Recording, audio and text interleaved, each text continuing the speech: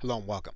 You are now looking at the inside of Amazon Prime Video Direct. And you'll notice that if you go to the support link, that you'll pull open a side menu here.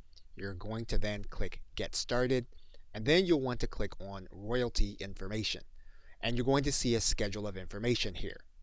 And so now we'll discuss royalties and compensation.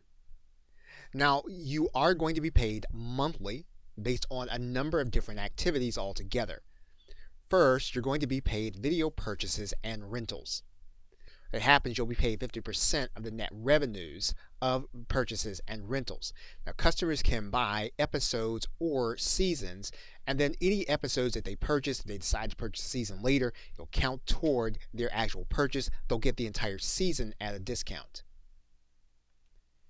And if you go to Prime Video and you type in a title that you're likely to find, for example, we typed in WordPress, you'll see the different classifications here. You'll see that someone can watch an episode, they can buy the entire season, or they can watch an episode free with ads, or they can buy outright.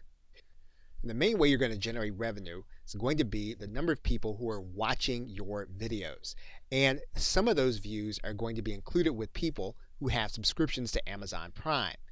And there are going to be different tiers of activity based on the aggregate hours streamed. So, for example, every year Amazon will determine how many hours people are streaming your videos, and that'll put you on a certain tier to be paid more or less. So, for example, the more hours that people are streaming your videos, the higher your rate of pay, and you'll see that in the schedule. Now, once your tier is determined, then you'll be paid based on the number of hours actually streamed. So you'll have a tier, and then you'll have streaming that will take place. And again, the higher your tier, the higher the rate of pay.